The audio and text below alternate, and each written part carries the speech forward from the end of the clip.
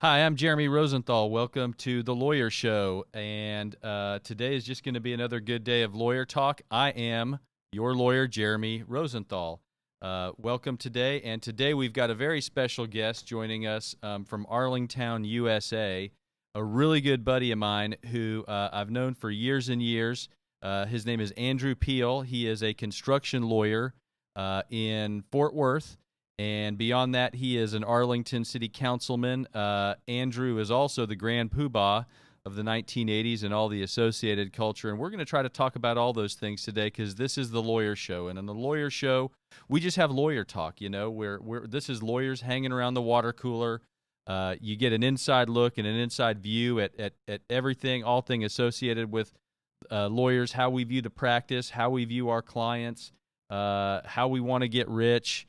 How we want to serve the community, how we want to, take advantage of the community. That's not Andrew, and anyway, so that's what we do here on the Lawyer Show.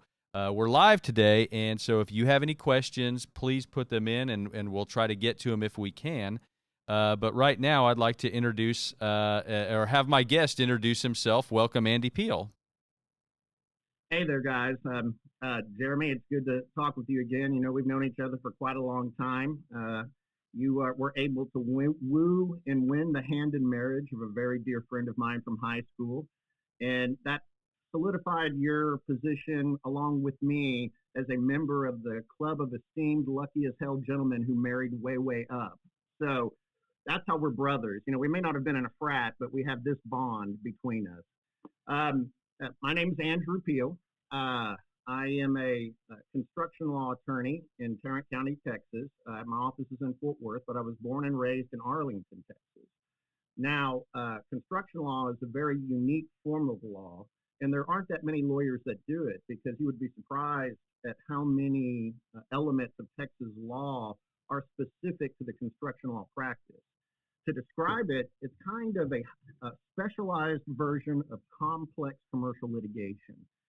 To kind of talk to you about what my client base is, it's general contractors, large subcontractors, and some small contractors who build things in the commercial and governmental sector. I don't really do much work in the residential construction sector, multifamily developers I deal with, but, individual homes, that's not really the focus of my practice. It's more things like building police stations or building libraries or building hospitals or building churches or shopping centers, that sort of thing. And my practice encompasses representation of architects and engineers. It encompasses, representing some owners as well. One of my clients is a large Texas religious denomination that centralizes all of its church construction through one office. And my job is to help them, with all the 500 plus churches they have in Texas, accomplish church renovation and construction projects successfully. And this is kind of an interesting side note. In the construction project world, Jeremy, take a guess at what the most complex construction projects are. Or the most Restaurants. legally fraught. No, not restaurants, churches. Churches. Okay. Well, restaurants have the grease trap, and I know that really is a pain in the A for everybody. And but take it away about churches. What makes churches so complex? Well, churches are generally they want to. It's God's money, right? And it's a religious, deeply heartfelt thing when they enter into a building project. The problem is that a church will only do a construction project like once every 20 years or so. All right. And that means, in normal construction transactions, you have a sophisticated purchaser of construction services, an owner that's usually a developer or somebody who builds things every year. And then you have a sophisticated general contractor, and there's a balance of power between the two so that based on experience, consistent experience in the construction process. Hmm. So when you have a church, they basically throw together a committee of people at the church. And a lot of times these people have no idea about the construction But process. committees are traditionally very good at solving problems together. I mean, the more people you have to, like a Politburo, the more people you have to make a centralized decision, the better, right? Well, I think what's the saying in the demotivation poster?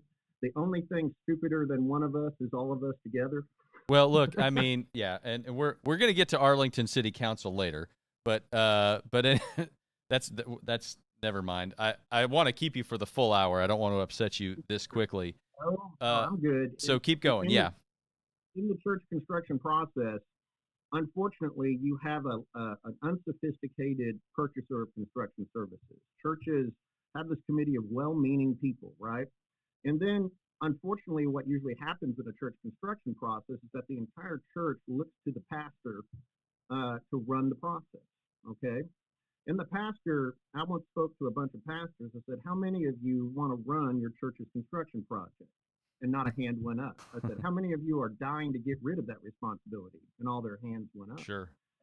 And the minister has an educational background that's not construction based.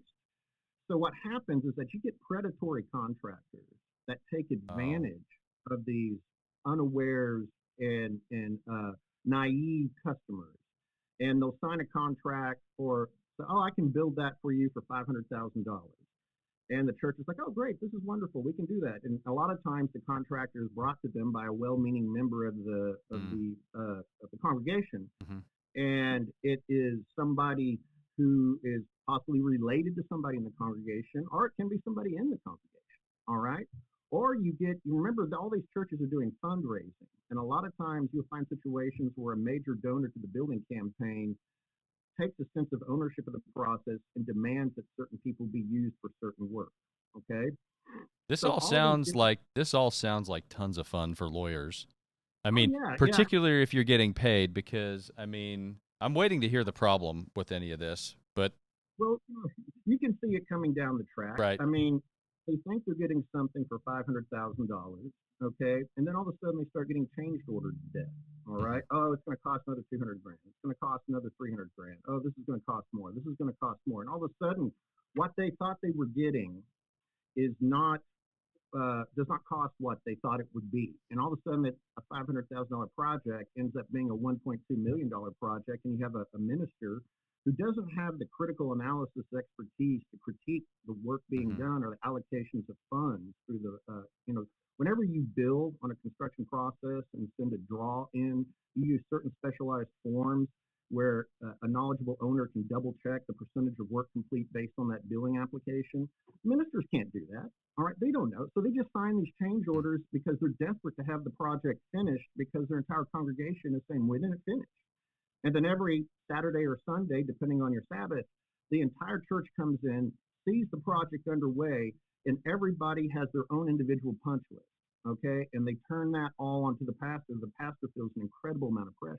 Right.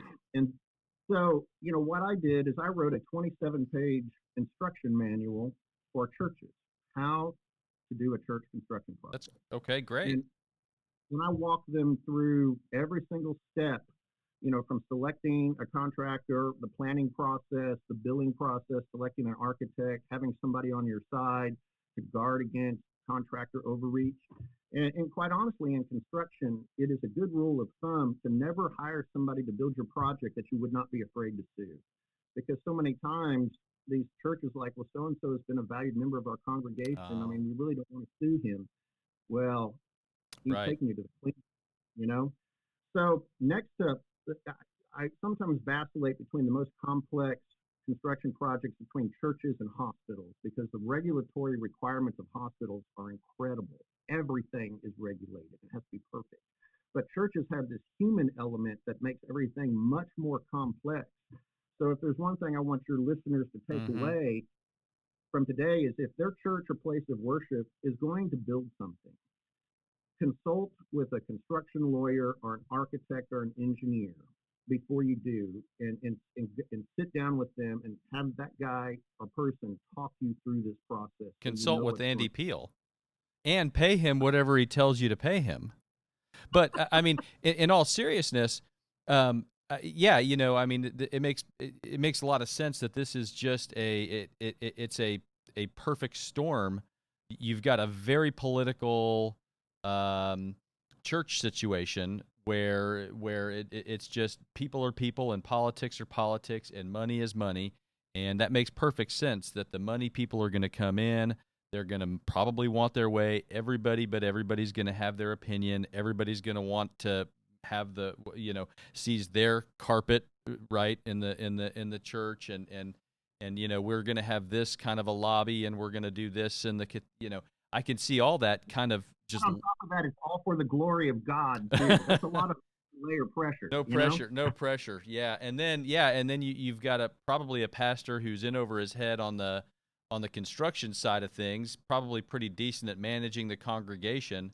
But yeah, and then it makes the way you said it makes it even worse when you have some of the contractors or construction folks have some other type of connection to the congregation, either a relative or a friend, or heaven forbid, a congregation member themselves.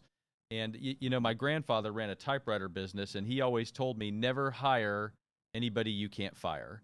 And that's a really good rule of thumb, because if you can't if it's a family member or a friend or a friend of a friend, if it's going to be too hard to go in there and say this isn't working, then that's a real problem, and particularly when you're throwing that kind of money at a construction process. So, yeah. I just got the executive board of the denomination last year to vote to require performance and payment bonds on every single church construction project. And for your audience who may not know what a performance or payment bond is, it's a form of insurance that completes the project and pays unpaid subcontractors. And there's a law in the state of Texas, Texas Government Code, Chapter 2253, that requires on every government construction project that anybody who gets that contract with the government produce a payment and performance bond. The payment bond means that if that general contractor who gets the job doesn't pay a sub, and that sub wants to make a claim, they make a claim against the bond. It also has a performance bond, which means that if the owner, the state of Texas, has a problem with the general contractor's ability to complete the project, they can make a claim on the bond, on the insurance company issuing the bond, and the insurance company steps in and finishes the project. Now, these same kind of bonds exist in the context of private projects too. And the reason why that's important for a private project and very important in church projects is that on a private construction project, an unpaid subcontractor or general contractor has a remedy called a mechanics lien.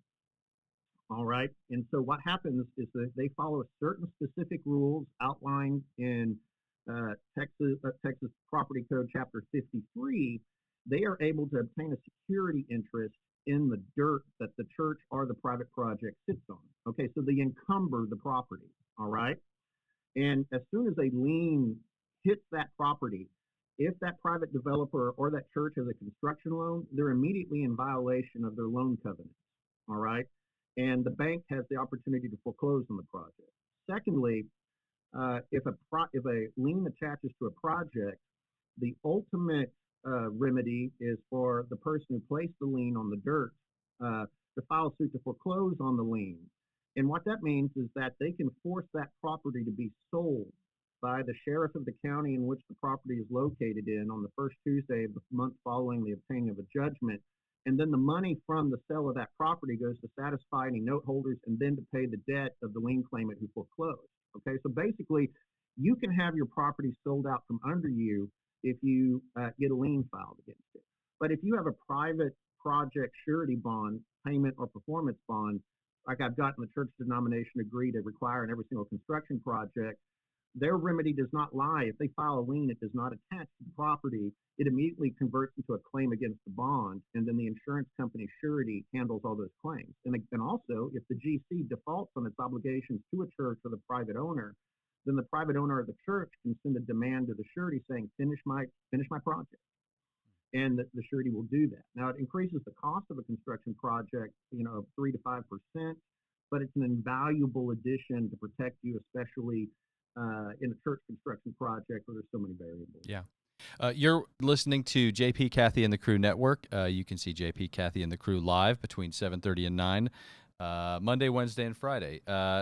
So to kind of follow up on that, so the viewers at home and everybody knows. So what you're saying is, in layman's terms, they're you're making sure the money is there first. that these companies have the money that's set aside first, so that way we're not paying some guy who's going to run off with all the cheese, because that happens too. Correct. Yeah. I mean, to be bonded, you have to show your financials to a surety company to get the opportunity for that surety company to issue those bonds. So the surety company is vouching for you Hmm. and your financial capability. Oh, by And the and way, before we get too far off, the thought just flashed through my mind. I ran into a friend of yours on Saturday or Sunday who said she'd be watching. Allison Dietrich. I saw her at the Halloween store, and I grabbed her and I said, "Andy Peel's going to be on Thursday." So anyway, hopefully she's watching. But Allison yeah. goes all the way back to Arlington days. We became friends when she dated a very good friend of mine, and then we went to UT together. And Allison has established an amazing legacy of being a true champion for children and children at risk in Collin County. And she is an amazing woman who's accomplished some amazing things. When I was at the DA's office in Tarrant County when I started, I did some work in the Crimes Against Children unit, and that is brutal. Right. It is brutal. Whenever you lose one of those cases, you never forget it. I mean, I can remember one I lost to this day, you know, but it takes somebody with a heart of gold, but also a backbone of steel to protect the most vulnerable among us children and to do it skillfully and intelligently. Allison does that. Well, She's amazing. she's a member of the Collin County DA's office, and you know this already. I'm saying this for, and I'll tell, and she does a lot of work with the at-risk children and with CPS. And from my standpoint, I don't have a whole lot of interaction with her, but I will say that because my clients are often the ones, criminal defense wise, my clients are often the ones that are being accused of abuse or neglect, and Allison has been very helpful, in situations where she's saying, look here, that this is the legal process is getting a little out of control here. We're trying to reunite this family. We're trying to do this and that, and here's and I've put in a good word for your client that's trying to do this and trying to do that. So she's been very, very helpful that way. Now I have to say this because you're really good friends with my wife. That's how I met you, and so I have to tell you this. And I don't know if she's watching or not. Apparently, the governor's trying to kind of creep in on our time today. We've tried to, our office and his office are trying to coordinate so everybody can watch the lawyer show and whatever, I don't know, update he's got. But so Amy's telling me, well, the governor's on today, and anyway. Every time we talk about Andy Peel, I say, man, God, Andy is such a good guy. And he's a fabulous guy, tremendous guy. He's just one of the most wonderful people ever. And I'm like, okay, enough. All right, I get it. Fine. Anyway, but you're the type of guy, I'm sorry, you're the type of guy that if somebody doesn't like you, there's something wrong with that person. One of just the most nicest, splendid people, which brings me to the next topic I wanted to cover, because doing criminal defense law, my opposing counsel is usually the district attorney's office, or in the case if it's a federal case, it's the U.S. attorney's office. And so to us, it's a bit of the road runner chasing after the coyote, or is it the other way around? It's the other way around, isn't it? This is an 80s question, kind of, really. Yeah. Yeah. So we get a lot of interaction with the same folks, and we develop very good professional, healthy relationships with prosecutors. We should, where we do our job in each individual case, hopefully not antagonistically, but we also know that, look, I'm going to be dealing with this person in a month or in a year or in 2 years and in 5 years. So anyway, what I wanted to visit with you about was a little more of the litigation side of what you do and dealing with opposing counsel and kind of what that's like. And so I wanted to give some of the viewers some of your thoughts on working in a bigger market, doing civil litigation where you see opposing counsel less than you might, and I'm guessing here, I don't know this. My guess is that you might come across the same opposing counsel every few years. And sometimes or maybe it's more finite than that. And every once in a while, you probably run into somebody who doesn't know what they're doing. So go ahead. I'll let you talk about that. Well, what you're talking about is trust. And whenever we work in an adversarial um, profession, and all of us has a little gene in ourselves that I call the pleaser gene. We like to make people happy, except if you're a psychopath, and there are those people out there too. No, So there's no anyway, lawyers that are sociopaths. Not at least after oh, they've been practicing for not, 10 years. not at all, not Not at all. not But many. what we're talking about here is emotional intelligence and trust. Okay, and in the world, the universe of experienced construction law attorneys in Texas is not large.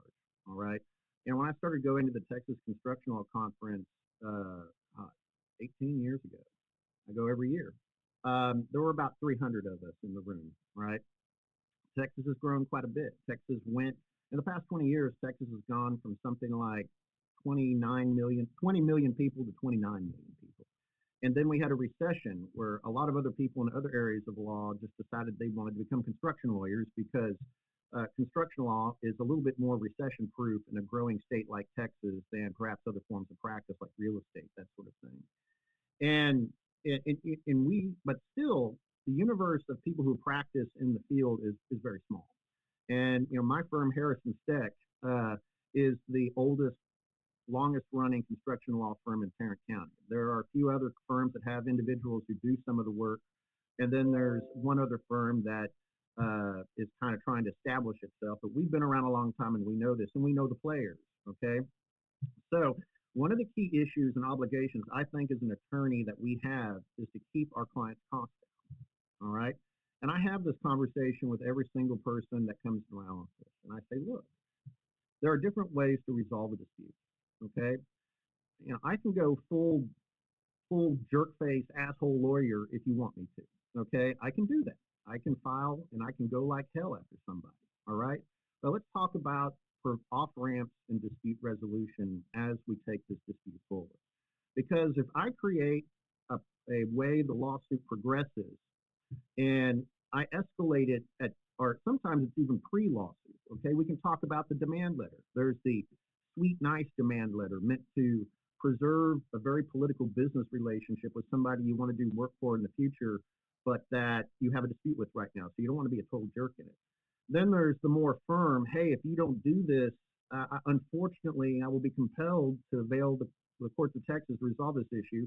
Then there's another demand letter, which is sent with a copy of the lawsuit written out with the other party's name on the style saying, I'm about to file this, pay me, you know?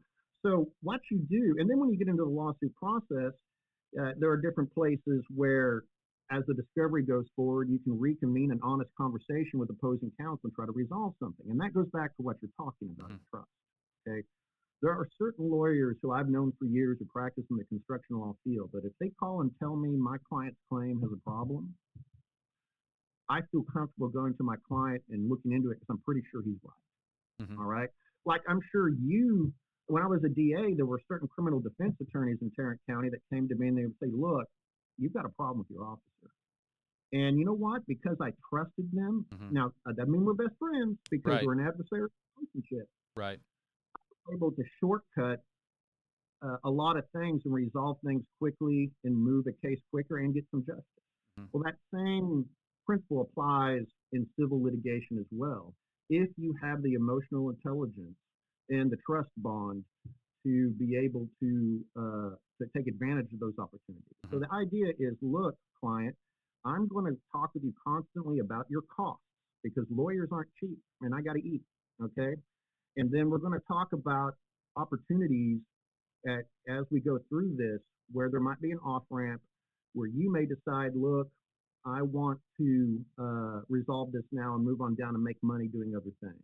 Because you know how it is. In civil litigation, if I go to trial, my client becomes my best friend. We basically move in with each other for 3 weeks. And that client cannot go out and run his business. And a lot of times clients don't want to do that. All right. But I talk through all these things with my client going in before they even sign the fee agreement. And, one time many years ago, I told the client he shouldn't sue. And he got mad and he fired me. He said, look, you just don't have the guts to be the champion I need. And he fired me, right? And what my point was is I'll just quit whenever I want to. Well, the problem is in law, if they counterclaim against you, even if you dismiss your own claims, you can't dismiss theirs. All right. So 2 years later, he comes back to me and he says, "Hey Andrew, how you doing? Oh, good. Remember that lawsuit you told me not to file? Yeah, it's still going on, and I was wondering if you could help me with it." Yeah. And it was vindication.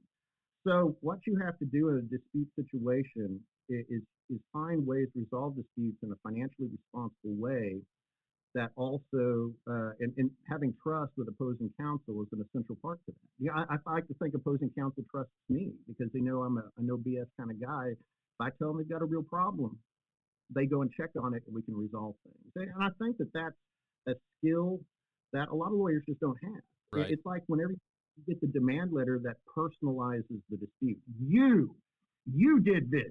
You made this happen. Whereas, I like to start off saying, company X made the mistake of doing X, Y, and Z. Company X then did this, and depersonalize it so we Mm-hmm. can reach a rational business decision. But, if sometimes you have no choice and you have to go Yeah. full on flamethrower. Yeah, and that's again a really really great point. You're listening to JP Kathy and the Crew Network. You can listen to JP Kathy and the Crew Monday, Wednesday, Friday, 7:30 to 9. Excellent point there too, and it's interesting to note the contrast between your practice and criminal defense, because again, trust is really really important when you're dealing with opposing counsel. And one of the frustrating things that I have, and probably you're in a similar boat in ways, is that a criminal defense practice is much different than prosecuting, and the rules are kind of different. What my client tells me is protected by attorney-client privilege, and I'm not really allowed to say things to the state. The state has the full burden of proof in certain cases. So situations that kind of come to mind, and it's frustrating because I want the prosecutor to, I want them to trust me. I want them to respect me. And and there's a lot of defense lawyers who, they feel like if they just roll over for the prosecutor every time, well, that's what makes me effective. That's what makes me nice. And I think it's probably, frankly, the opposite of that. I think that, I think if you acquit somebody, right, I think that prosecutor's going to hopefully respect you. I think if you win motions to suppress, if you throw their case out of court, then my feeling is that they begin to kind of say, okay, this, and they talk around the water cooler too, and so when you come to them and tell them that there's an issue or a problem with their case, you want them to be able to believe it. Now, having said that, this is a phenomenon that happens, and you were a prosecutor in Tarrant County, and so what's that? Many moons ago. So like a for instance, right? Let's say a client comes to me and says, I just got arrested for DWI. It's my fourth. Okay.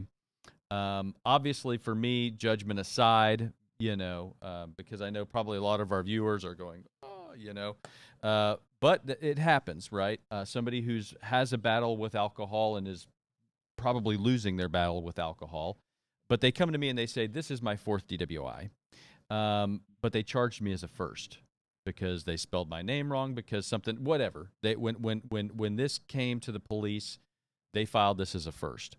Well, you know as well as I do, ethically, I don't go to the DA's office and say, hey, guys, hey, over here, you guys have this wrong. It's actually his fourth, right?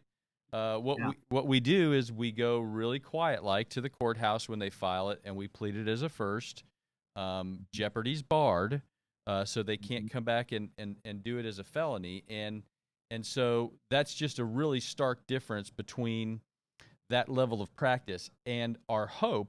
To bring it around to your point, to talking about trust, my hope is that the prosecutor, number one, my hope is that they've got so many cases that maybe they don't care and maybe they don't get back to it. But if they did ever find out that that's what had happened, that they would understand that I did the right thing by my client.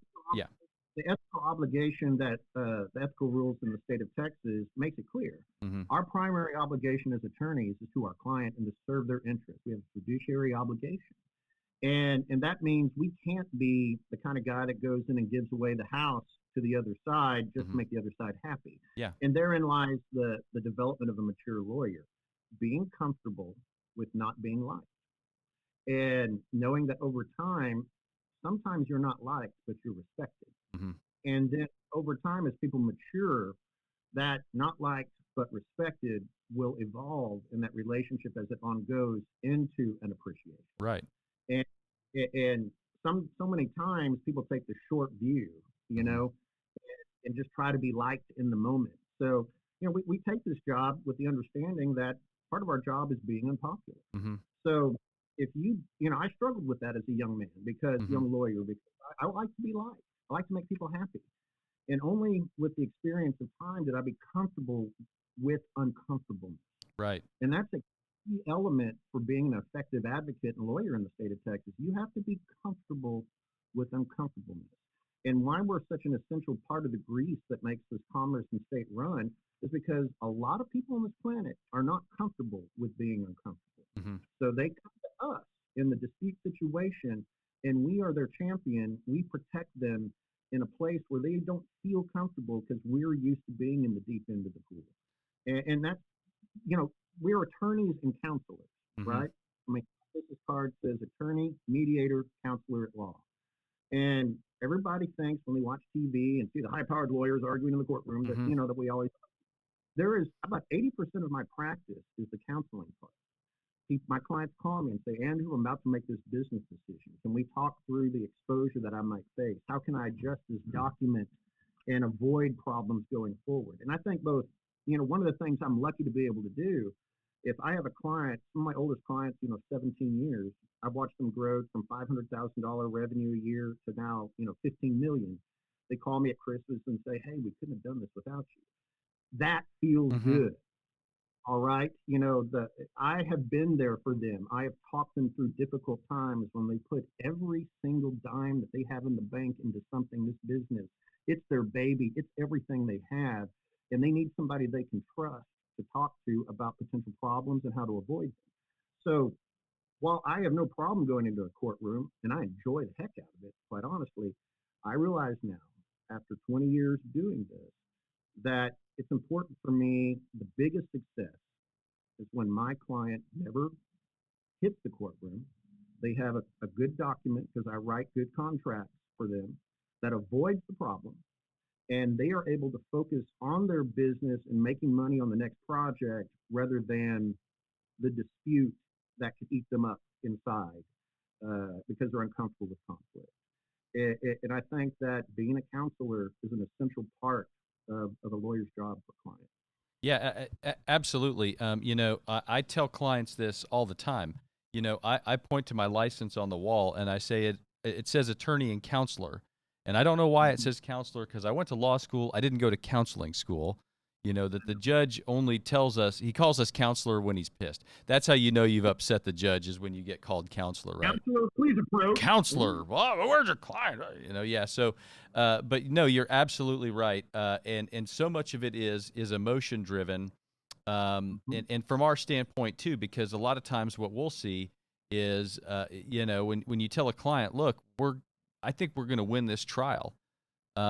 We could win, we could lose, but either way, you're going to sit in trial with me for a week, and there are some people who just don't have the stomach for that, and so they make so there's so much of this, and it's interesting, and I'm glad everybody's hearing because what you represent businesses, you represent companies, and so I think the expectation of I think everybody's expectation is, well, these are dollars and cents and these are money decisions and all that stuff, but these are all people. And Yep. you know what? The business owner who can't sleep at night for 2 or 3 weeks or 4 weeks is not really doing a good job at all running his business, and he's doing it because that SOB on the other side knows how to push his buttons from a personal Yep. standpoint. You know? Yep. Yep. And it's part of our job to be a buffer from that sort of button pushing because quite honestly, and this is an unfortunate aspect of our profession too, there's a subset of our profession that believes that being a good lawyer is being the agitator and the button pusher. All right, that abuse is Being a part of being our a being a tough guy is what I like to yeah, call him. exactly. I call it, the term from the '80s is Rambo litigators. You know, Yeah. I wonder if anybody remembers who Rambo is anymore. But anyway, I got to Apparently, do. I'm told that he made a new movie, and from what my brother-in-law tells me, it sucks. Oh, that's very very But sad. that's Well, kind of anyway, Stallone anyway. But First Blood is an '80s classic. But yeah. that's the deal. Is what's really bad is that you have lawyers that first of all tell their client we've got to be a jerk all the time, and then treat your client and you like a jerk. And all that does is that increase costs. Okay, it is possible to be a strong and powerful advocate without being a total jerk. But some people in this profession, that's all they are. That's all they know. That's all they can do. And they just want to make you as uncomfortable as possible. And that's where we really, really come to bat for our clients because in the face of somebody with no compunction like that, people can really, really, really be hurt. All Okay. right. And you know what? And you see it because the power of the state is an awesome power. I still remember when I was a prosecutor, I had the power to deprive people of their liberty, Hmm. to take away their freedom. All right, that's an awesome, incredible power. And unfortunately, some people are get intoxicated with that. And then you have that same phenomena without the awesome power of the state in the civil litigation context, and all it does is run costs up. Hmm. And so managing those difficult situations and protecting your client uh, is a skill set I feel like I've developed over 20 years, uh, and I've effectively quashed the part of me that has to be liked. In certain contexts, I can professionally say, nope, this isn't that situation. There's nothing to be gained. I have to react to this other person's negative behavior. They're never going to like me, and we just have to deal with Yeah. it. Yeah. Yeah, And that's and so what I tell if when you're not and you have to be and some to be clear, some clients kind of want you, they expect a tough guy, and oh yeah, that's a hard part for us because when they come in, I have to be myself. I have to be myself with you. I have to be myself with opposing counsel. If we're in front of a jury, I have to be myself. Now, I think to your point, I think you're exactly right. You have to be comfortable being in your own skin, being tough, but not being stupid, and correct. not Guy calls himself the tough, smart lawyer. I can't remember. Maybe it's one of the PI guys. I just yeah, can't quite remember. That's legit. You want to be a tough, smart lawyer.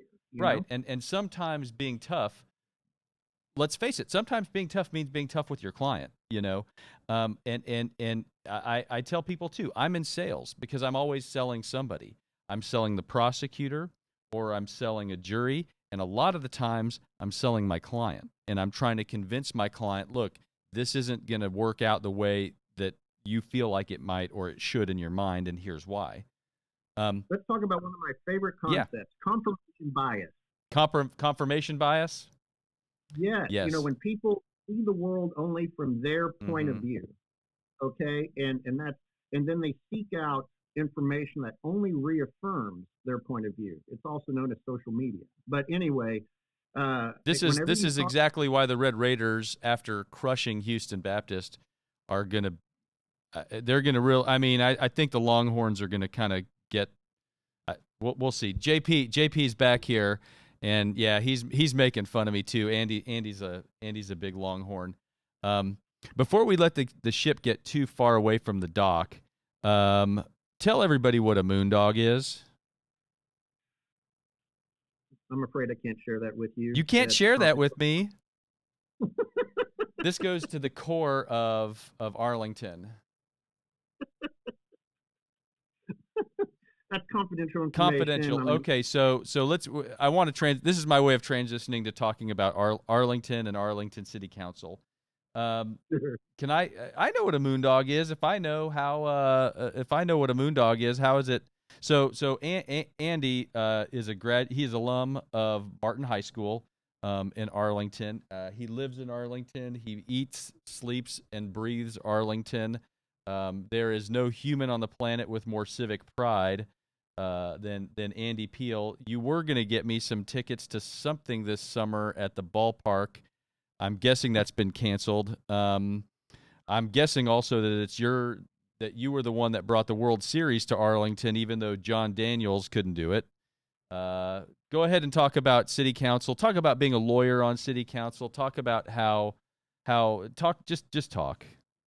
Well, first of all, to clarify a basic point, the proper term is mule dog. Mule dog. Oh man, Anyway, look what I did. Okay, but that's yeah, Arlington High School theater department. But go that's ahead, Martin High School. the part of the secret handshake that Mm. all us Martin High School theater alumni have, because all a lawyer is a frustrated I actor. thought it Anyway, was a right? moon dog. I thought it was a moon dog. Okay, but I've But seen the anyway, thing. I went to a play and they were like, "Here it is. It's a mule dog." You're right. Go ahead. but going on being an elected official during this time in a city that you grew up and you love, and being a lawyer in that context. First of all, you don't make any money. You definitely take a pay cut whenever you commit to doing something like that. I was born and raised in Arlington. The people of the city shaped me and molded me and made me into what I am today. And I'm a big believer in the concept of to whom much is given, much is expected. And I've been very, very blessed. And Arlington is a very, very unique city. Back in the 80s when your wife and I were in school there, Arlington was almost a racially homogenous community to a great extent. Today, Arlington is probably next to Houston, the most diverse city in the state of Texas when it comes to African American, Mexican American, Asian American, and white populace. I mean, it is a very, very diverse place. It's also an inner ring suburb that went through a little bit of a slump that is now experiencing a rebirth of investment and growth. And we're seeing tons of houses throughout Arlington built in the 60s, 70s, and 80s that are being rehabbed by new owners and young families. So the city is really turning over right now. And as someone who has watched that, we had some term limits that went into place a few years ago. And whenever that went into place, the council member for the area where I grew up in West Arlington had to step down. And everybody was just kind of like, hey, why don't you do this? And I was like, man, I like making money. Got a family, 2 kids. But then I was drawn to it inexorably by what I feel like is a duty I owe to my community to care for it, to nurture it, to protect it. And that's why I ran. And it's very, very rewarding on council when your fifth grade English teacher calls you up and says, hey, I'm having a problem, and this water is diverted onto my property, and it's flooding my house, and I don't know what to do, Andy, because they call me Andy back then. My professional name is Andrew. Oh, They call sorry. me Andy. Sorry. All right. Andrew. Yes. And you're Indeed. able to make a phone call and do something to address that for somebody that helped shape you. So that is a beautiful, wonderful, deeply fulfilling thing of being a city council person. Regarding being a lawyer, it's essential. There's one other lawyer on the council now, but he's about to be term limited off, and that'll leave me as the only lawyer. Okay. And the Arlington City Attorney's Office is the second largest law firm in Tarrant County. I think sometimes it falls to third behind Fort Worth. Of course, Tarrant County DA is the biggest one. But nevertheless, the amount of legal issues that a city bounces into from all different angles is immense. I mean, one of the things I did when I first started was go to the city attorney's office and spend all day with all the lawyers there talking about what they do so I can understand.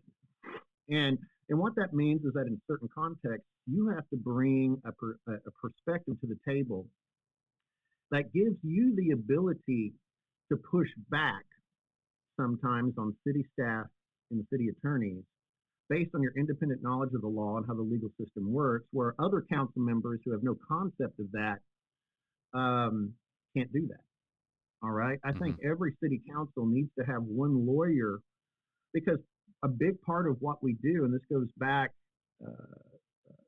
to one of the reasons why my political beliefs are the way they are, and you see this, is that the power of the state is immense. The state can fight you forever. I've sued school districts and cities and other government entities as part of my practice. I've seen it. They're going to get their tax dollars every year no matter what, okay? And the guy on the private side of the dispute, he has to pay his bills and make money else. So government entities can outlast you, especially if you get somebody in a position that's arrogant. All Yeah. right. Well, they're spending monopoly money. Yeah, exactly. And my pet peeve that I learned from my father is arrogance. I really, really can't stand arrogant people. My belief is that true strength flows from a deep sense of humility that makes you totally comfortable with admitting you're not perfect and being able to focus on those defects and rectify them because you're able to do that self analysis. Hmm. So I really have a problem with government entities that get arrogant. All right. Yeah. And I think part of what city council is mitigating negative impacts in the isolated incidences whenever government gets a little out of control. We're having some very serious discussions about policing. We're about to hire a new police chief. That is a very community-wide process. And one of the things that I think degrades the credibility of a law enforcement agency quicker than anything else is arrogance and anger. And I remember when I was a prosecutor that whenever the defense counsel could get my police officer on the stand to get angry, the jury would always turn against the officer. The moment that officer showed Hmm. even one iota of anger, most people are surprised whenever you get a jury panel these days. Oh, there's a lot of civil libertarian feeling in the people that are left after you knocked off people at the extremes, and they don't like to see people abuse their authority. And I think still today, I never forgot that lesson. And in policing today, we set up a dynamic where I think people, because of the video cameras and everything, they know if they can get the officer's goat, they have an inherent advantage because it'll be on film and that officer will look like an arrogant jerk. All right. So we've reached this point in policing where the concept of emotional intelligence comes into play, and in also most specifically in the idea of officer mental health. One of Hmm. my big things in city governance is I've been pushing for more and more anonymous support for law enforcement officers and trying to cultivate this idea that there may be some days where the officer has to tell himself or herself, look, this isn't my best day. Maybe I need to let my partner take the lead on this. Or maybe that officer feels empowered to reach out to an officer that maybe isn't upholding the standards that he normally would and say, hey man, you're a little hot. Step back, let me resolve this situation. And so you try to bring that culture into law enforcement. So you always look righteous and you're doing the right thing, which is serving the people and respecting the Constitution. Because the core function of city government is to keep people safe, whether it be fire or police. And the efficient administration of the immense power of the state in the context of local policing requires a sense of self-awareness. And that's what I really try to push when I talk to the police and I talk to when I go through this police search Hmm. is, I don't believe in defunding the police. I believe in making the police better. And that's a immense challenge in city governance these days. I'm sorry I kind of ran at the mouth. No, no, no. That's what the Lawyer Show is about. You're listening to JP, Kathy, and the Crew Network. You can hear them between 7:30 and 9, Monday, Wednesday, Friday. No, that's and you're saying some amazing. I'm with you on, and there's so many parallels to what I see and to what we do, and to kind of pick up on some of those points. People, I get asked all the time, how do you defend people? Well, and I'll tell you right now, and this is kind of going off in the bushes here a little bit. I acknowledge based on what you say. I'll do my best to bring it back around. Sometimes I'm successful, sometimes I'm not. But for this, kind of for what you're saying, I find that of the people I've defended, and I don't know how many I've defended in this world. It could be 2, 3, 4,000. I don't know. I can tell you probably all but maybe 1 or 2 or 3 just are. There's 1 or 2 or 3 that I would really kind of think, wow, that's not a. This is a person who's whatever. But the vast majority of people, hurt people hurt people. It can often be mental illness, and it doesn't have to be necessarily schizophrenic or psychotic. It can be anxiety. It can be a panic attack. It can be, undiagnosed people who develop substance issues, and then it goes on from there. But what I find is to get, um, for me, I have to get angry about a case. And it's very easy to do. And it's easy to do for the reason that you just specified, which is governmental arrogance, or in some instances, prosecutorial, or in some instances, it comes from law enforcement. They are so giddy about, oh, let's go get this guy, that they just quit doing their jobs, that they quit thinking, and that they, and so to talk about the power of the state and to talk about the power of the government, and when it really gets going, and if it gets going in the wrong direction, it can really hurt somebody. And so Mhm. that's kind of how I view my role. Yeah, I mean, Talking, oversight is a central part of any elected official's ambit of duties. I mean, you're watching government and trying to make it better. Now, let me be clear: the vast majority of law enforcement officers and people in governance are really good people. mhm, Okay, and I've been times when I've been in and normal people, citizens and residents, sometimes they can be incredibly abusive. All right. I right. mean, you should see some of the nasty emails I get because I support wearing masks and a few other things. I mean, people can be really, really mean. And there are a lot of times I've actually seen it where somebody will come into City Hall and a planning person, this normal, good person, nice woman, this guy's like within inches of her face, screaming at her because she is making sure that he doesn't do something that floods the property next door to him. Okay. And just screaming at her. All right. And we're asking government officials, officers Hmm. to sit there and take this, Yeah. not lash out, but to show restraint and then go back to their office and continue on as if nothing has happened when a normal person would never put up with being treated that way. Okay. So I will sing the praises of the vast majority of officers and city staff. And but even good people can have bad days. Sure. Okay. Yeah. And then every now and then you get a bad apple. And a bad apple with the power of the state and taxpayer funding supporting the power of the state behind them has such an outsized ability to do harm than just two people one on one in a normal private civil dispute. Okay. So part of our job is to not only honor the people who put up with all the abuse in the service of the city and of people, it's to help people who are human and a lot of times have good motives to recognize when their self awareness has failed them and maybe they're not having a good day. And then to promptly identify and mitigate the negative effects upon residents and other people within the city of the occasional bad apple that gets a little out of control. Well, All right. psychologically, I mean, they're getting torn in 18 directions. Yeah. Yeah. They go from boredom to stress to Mm-hmm. diffusing a situation to here we go again. Mm-hmm. To and so and I mean, they want to get home. I'm told that we have 3 minutes left, so All we right. need to do a Chamber of Commerce advertisement for the sitting of Arlington. Go. Arlington is a city on the rise. We had some challenges in the 90s and early 2000s, but the amount of private capital investment coming into Arlington right now is incredible.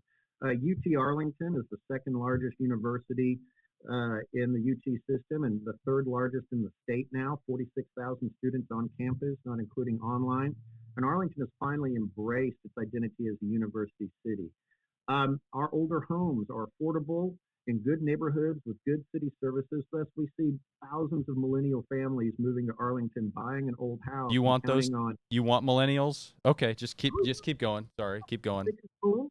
Thank God for Chip and Joanna Gaines because they have every single millennial family thinking they can buy an old 60s, 70s, or 80s Arlington house and fix it up. And it's doing wonderful things in our school system. Plus, one thing about Arlington is that our communities from different backgrounds, whether it be Islamic or Jewish or African American or Hispanic or Asian American, we all work hard and intentionally to get along and work together. Because at the end of the day in Arlington, we get the fact that we can all celebrate our children's success and we all want our children to grow up control their economic destiny, maybe go to UTA, maybe start a business in Arlington and be successful.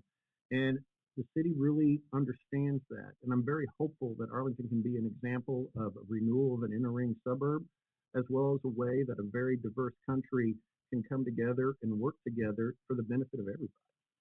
And that's really in my heart what Arlington is. It's a great place, people with good hearts who understand change and are willing to work with other people to master that change and turn it into something powerful and beautiful. Well, I think that that's going to wrap it up for this edition of The Lawyer Show. And so thank you to Andrew Peel, construction lawyer, Arlington City Councilman, and thoroughly decent human. I think if we have 20 seconds left, best 1980s movie, and then we'll leave it at that. Top Gun. Top Gun. Come on. In my official capacity as the Grand Commissar Poobah High Vizier General Secretary of the Permanent Committee and Commission for the Preservation, Celebration, and Propagation of 1980s Culture, Top Gun, by no doubt, is the best movie of the 80s. All right. Hard to argue with that. And with that, we're done. See you next time. Thank you. All right, Jeremy. Take care. Thank you for having me. You got it, buddy. Take care. Bye-bye.